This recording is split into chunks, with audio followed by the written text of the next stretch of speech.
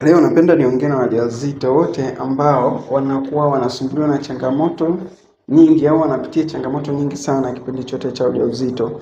Sasa kuna njia 7 muhimu ambazo zitakusaidia wewe mjamzito ili kuweza kupunguza maumivu ambayo yasiyo ya lazima. Kuna maumivu ambayo sio ya lazima. Kwa mfano, njia ya kwanza ni kwamba lala ukiwa umeweka mto kati ya magoti. Kwa hiyo pale katikati ya magoti weka mto laini mwepesi. Sawa eh?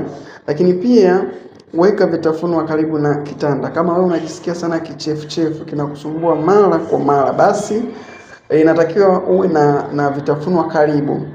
Sawa eh? Namba 3, tumia chupa, sawa? Chupa kubwa ya maji yenye alama za muda. Hiyo itakusaidia pia.